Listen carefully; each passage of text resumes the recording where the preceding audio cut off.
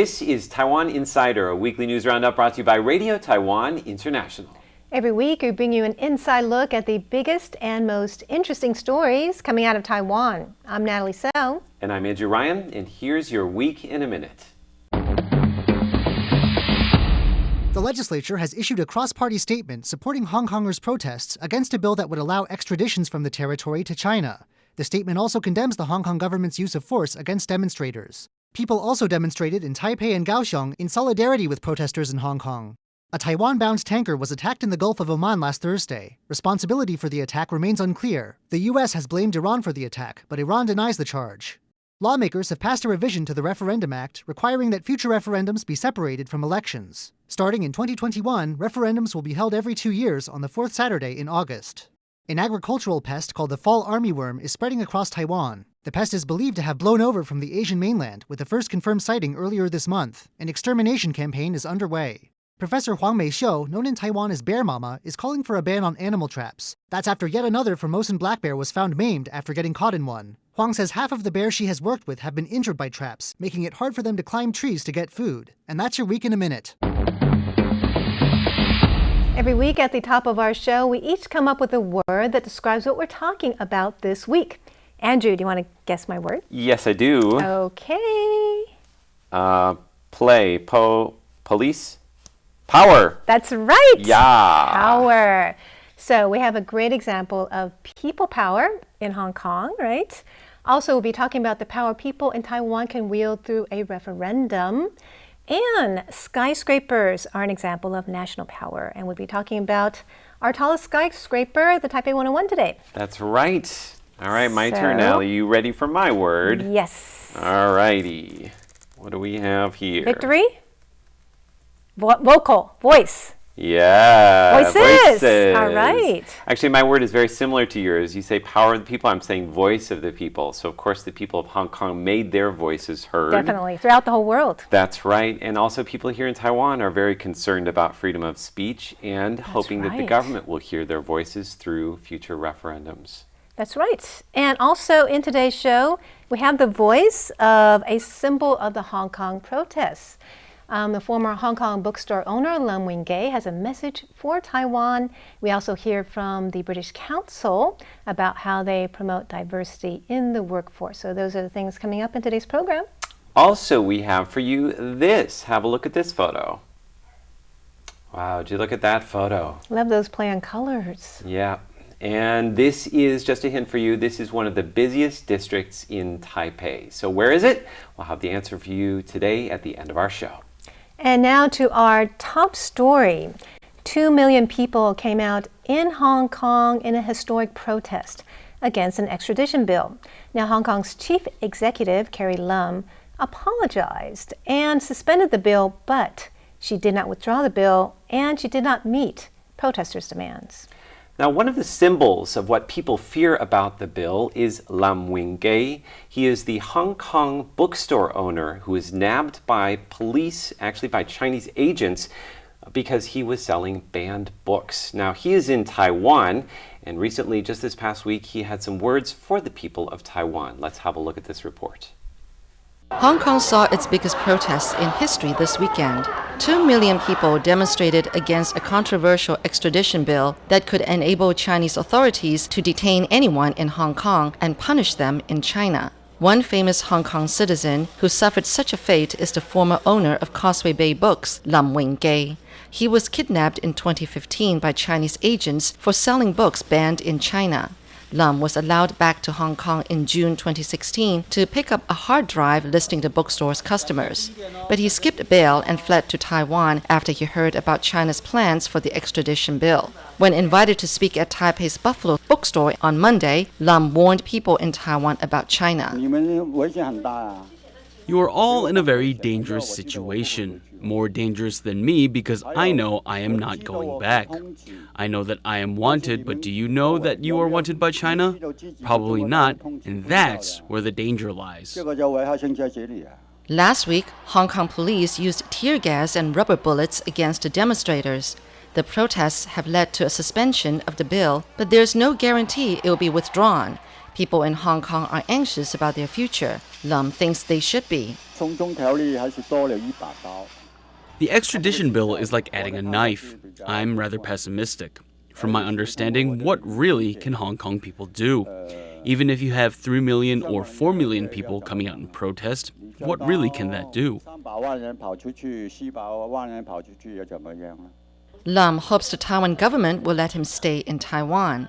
He would like to open a bookstore in Ximending to inspire young people to read and provide a place where people can connect. Democratic Progressive Party Secretary General Luo Wenjia had invited Lam to his bookstore to have a dialogue on Tuesday. Luo also is not optimistic about Hong Kong and China. After all of this, the people of Hong Kong are going to face more challenges and darker days. They will need much courage. At their bookstore dialogue, Luo gave Lam a book about courage. Lam plans to continue to stand up to China and hopes he can sell books freely in Taipei. Now, another story that we've been following this week related to democracy here in Taiwan is changes to the Referendum Act, which the legislature passed earlier this week. Last November, a vote on 10 referendum questions was held alongside local elections. This led to very long lines, and people were still voting while the ballots were being counted. Some say that had an unfair influence on the election results. The legislature passed an amendment to the Referendum Act on Tuesday that will prevent that from happening again. But some lawmakers and civic groups opposed the change. They called it the end of democracy and said it will be much harder for any initiative to get enough votes to pass. So what is the amendment to the Referendum Act, and how can a referendum affect change in Taiwan? Well, that's the topic of today's Taiwan Explained. In today's Taiwan Explained, I'm going to tell you about the changes to Taiwan's Referendum Act and how referendums can affect change in Taiwan. All right, Natalie, we have 60 seconds on the clock. All Are right. you ready? Yes, I am. Okay, go. All right, so referendums will no longer be held alongside elections. Instead, they'll be held once every 2 years on the fourth Saturday of August beginning 2021. Other changes include, in the future, you can use an electronic signature to show your support for a proposal, and the government will have 60 days instead of 30 to confirm these signatures. Also, they must announce the topics 90 days before referendum instead of 28. Also, how can a referendum proposal pass? Well, first you need 1.5% of the electorate to sign a proposal. That's about 280,000 people. And you need more yes votes than no votes. And the yes votes need to have at least 25% of the eligible voters. And what happens when it passes? Well, if it's repealing a law, the law will repeal in 3 days. If the vote is to create a new law, the government must propose a law within 3 months. All right, I'm a little slow. Okay, do you have more? Yes. Okay, and go ahead. if the vote is to change a policy, then the government must act on that decision. All right, great job, Natalie. And that's today's Taiwan Explained. Up next, our segment, Taiwan by Number. Each week in Taiwan by Number, we share with you a facet of life in Taiwan by way of some digits. Now, this week we're going to be shining the spotlight on Taipei 101. Exciting. Now, when it was completed in 2004, Taipei 101 was the first building in the world to be over half a kilometer high. Now, it topped out at 509 meters tall. And my question for you is, Natalie, not how high it is, because I already told you. How many years was Taipei 101 the tallest building in the world? Oh, wow. 7? That's a very good guess. We are going to have that answer for you in just a moment. Now, if you have ever been to the top of Taipei 101, you probably went to the 89th or maybe the 91st floor. Now, as of June 14th, Taipei 101 is allowing visitors up to the exclusive 101st floor. Let's have a look at this report. Since Taiwan's highest skyscraper, Taipei 101's completion in 2004, over 2 million people have visited the lower observatory down on the 89th floor each year. Since it can only accommodate around 10,000 visitors a day, guests sometimes have to wait for up to half an hour before going up. But now visitors can bypass the queue and go even higher. Taipei 101 President Angela Chang says that starting on June 14th, guests will be allowed into the observatory at the peak of it all. the once exclusive 101st floor in the highest outdoor observatory in Asia. There are a few caveats. Space is limited, and at first only 36 people will be allowed up each day. Each visit will only last 40 minutes. Bookings must be made at least one day in advance. Once there, visitors have to put on safety gear to step out into the 460-meter high outdoor roof area. A visit up top is pricey too. While a ticket to the 89th floor only costs 600 new Taiwan dollars, or around 19 US dollars, a ticket to the 101st floor is 3,000 new Taiwan dollars, or 95 US dollars per person. That may seem like a lot, but for that price, you'll be granted access to a place that once only opened to the likes of former US President Bill Clinton and Hollywood superstar Will Smith. Wow, you have to wear a harness. It's kind of scary, huh? Must Yeah. be really high up there. Not for the faint of heart. Now, before we watch that video, I asked you, how many years was Taipei 101 the world's tallest building? And you said 7 years? Right. All right, have a look at the answer. Oh, I was close. 6 years. You were very close. Now, it was the tallest building in the world for 6 years, from 2004 to 2010, when it was surpassed by the Burj Khalifa in Dubai, which is still the world's tallest building. What's interesting is that Taipei 101 is now the 11th tallest building. Are you That serious? means there are 9 other buildings that are taller than Taipei 101 Since then. that will never be the tallest building in the world and have never been the Oh, tallest so we're building lucky. in the We world. were there Yeah. for a while, right? All right, my next question for you is, how many stories is Taipei 101? 101? That makes sense, right? That's an excellent guess. Well, let's have a look at the answer.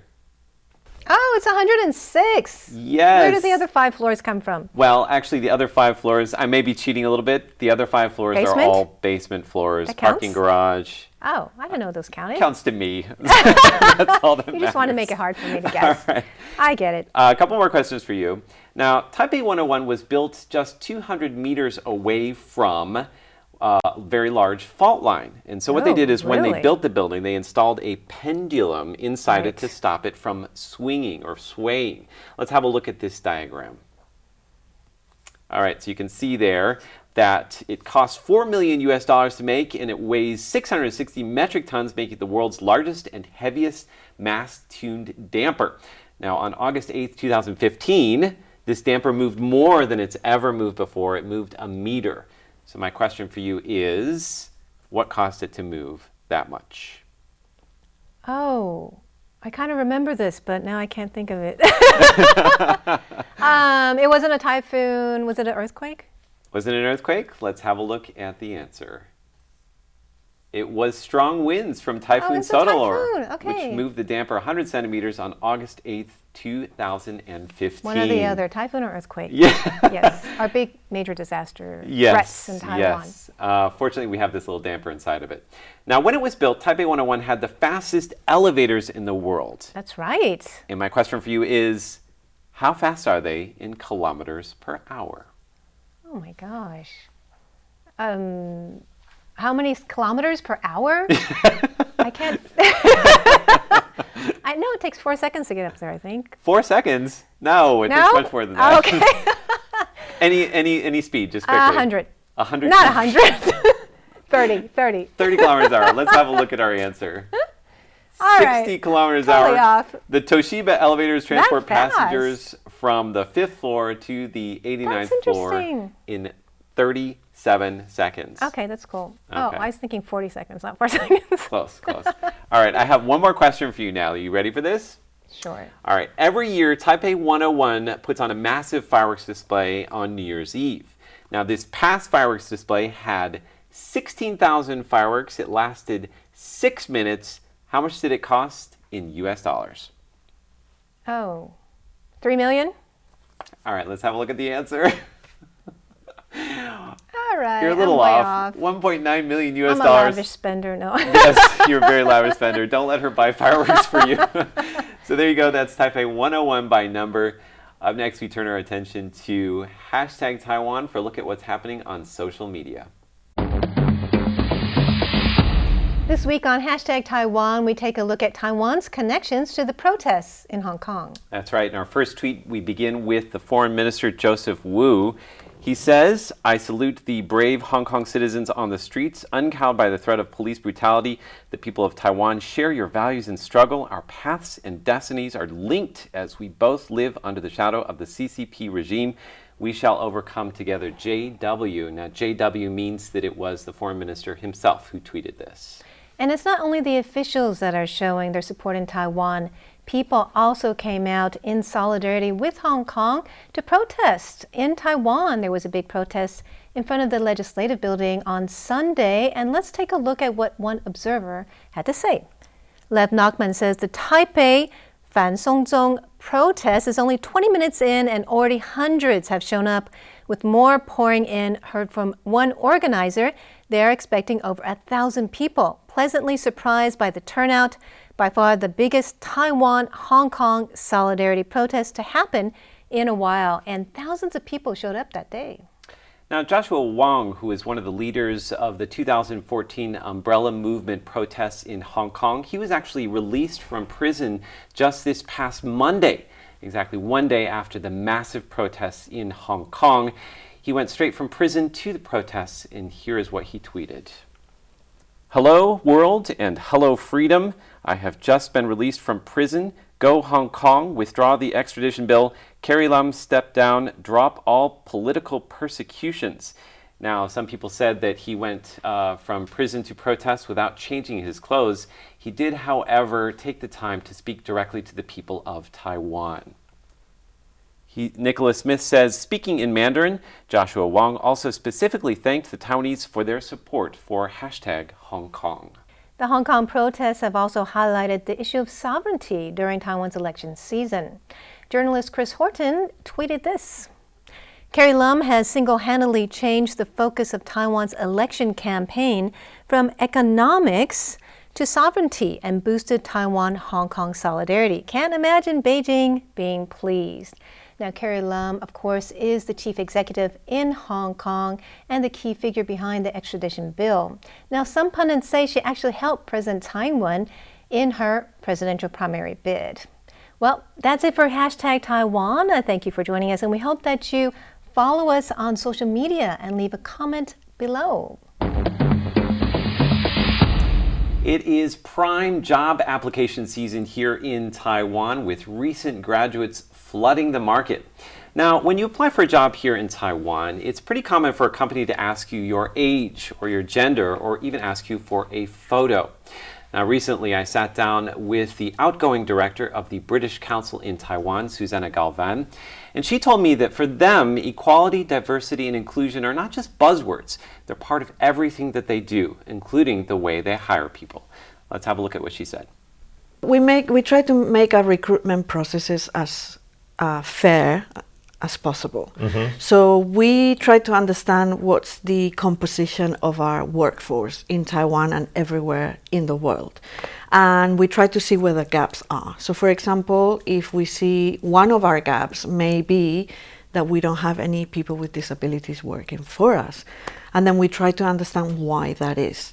Or we may have another gap where we have too many women or too many men. There's a kind of gender imbalance in the people working for us. And one of the aspects of that is recruitment. Is our recruitment process actually fair and accessible and open to everybody? So for example, one simple thing that we do is when we invite people to apply for jobs for us, we tell them not to give us the gender on their application. Of course, sometimes you can tell by their names, but we say, we don't want to know about your gender, we don't want your date of birth. No photo. And no photo. Yeah, which is very common here in Taiwan. Yeah. So, I mean, there's a very interesting case study about an orchestra in the United States that they used to audition people, and they had a lot of male players in their orchestra back in the 50s.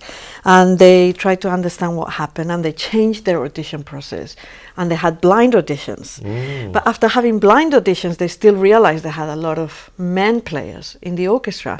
And then they realized that a lot of the female players, when they came to audition, they were wearing high heel shoes, so they could hear the high heel shoes. So then they asked people to come with like flat shoes or take their shoes off. And then after they did that, it changed completely. So there's a lot of unconscious biases that go into recruitment processes. You know, someone comes, even when you look at the CV, you think, oh, this person maybe is too old, or this person looks too fat, or you know, we have those biases ingrained into our personalities. It's inevitable, but as an organization, our obligation is to try to put systems in place to avoid those biases from taking place. Susanna Galvan says that Taiwan has become a more open and inclusive place since 1995. The British Council hires a diverse staff of teachers in their 2 centers here in Taipei. She says it's not only the right thing to do, it also makes good business sense. Now, I always thought that the British Council would want to differentiate itself from the many other schools that are teaching American English, or Meiyu as we say here in Taiwan. So imagine my surprise when she said this. Even though we are British Council, we don't have a requirement for our teachers to be British, because why? Why should we ask our teachers to be British? We want to have the best teachers. We want to have teachers that showcase the diversity of the English language as well. They bring different accents, they bring different cultures, different backgrounds. We've got South African teachers, British, American, Taiwanese, you name it. So this is actually very interesting, because I've heard many people talking about how teachers, English teachers who are Asian or have Asian background actually have a hard time getting a job in Taiwan, because a lot of times the students or the parents will ask that the teachers be white people. What do you do? I mean, have you had problems with that, and what do you do? I think less so now than maybe 10, 15, 20 years ago. But I think it's still an issue. And I think that's why our responsibility as an organization that claims to value diversity, it's important for us that we showcase that diversity in our approach with our customers. So in that sense, number one, we need to have very clear policies. So when people apply for jobs, it's all about their qualifications. So all our teachers need to be qualified, and they need to have certain years of experience and so on. Secondly, we need to train our staff. So, you know, the people that talk to the parents, they know how to deal with situations where maybe some parents will say, oh, I want a real British teacher. Right. And sometimes what they mean by that, they maybe mean nationality, but sometimes they could mean race. They could mean someone white as opposed to someone who is black or someone who is Chinese or Asian. So we have to train our staff in dealing with that. And the third one is be very clear about our approach, and we don't entertain those requests. Even when, of course, customers are very important to us, we cannot entertain that kind of request. So we're very clear about our policy, and just we explain to parents that unfortunately we cannot accommodate such requests, and explain why. And they can still choose to stay with us, or they can choose to go somewhere else. Again, that was part of my interview with Susanna Galvan, who is the outgoing director of the British Council here in Taiwan. She recently left Taiwan after 4 years in her post, and she is now the director of the British Council in South Africa. We'll be posting the full interview on our YouTube channel and also on the Taiwan Insider Facebook page. And finally today, our parting shot. Now, at the beginning of the show, we showed you a photo and asked you if you knew where it is. Let's take a look at this photo. Oh, I like those colors. Beautiful colors. We said that it was in a very busy district of Taipei. Where in Taiwan is this? Well, let's take a look at this video. So this is a photo of a residential building in Ximending, which is one of the busiest shopping areas in Taipei. It was captured by Thai photographer Ken Kankavi, who recently posted a series of photos on Taiwan. And those photos showcase popular tourist spots such as Taipei 101, and also the crowded Raohe night market, and also a temple in Kaohsiung. Look at that. Beautiful. The photos also present the more common facets of everyday life, like the iconic motorcycle waterfall at rush hour. Wow. Commuters heading into the Taipei metro system. And also an airplane flying over a residential area, something unique to Taipei because we have an airport in the middle of the city. And he got some great responses too on Facebook. Over 12,000 people responded, 7,000 people shared the photos. And a lot of people from Taiwan commented saying that they love the way he captured the images that they, are used to seeing in a different light. Yeah, and we'll have a link to the photos in our show notes below. That's right. Well, we hope you enjoyed today's inside look at Taiwan. Be sure to connect with us on social media and leave a comment below. Yes, and check out our show notes for those photos and more information on the topics we covered. I'm Natalie So for Taiwan Insider. And I'm Andrew Ryan. See you next week.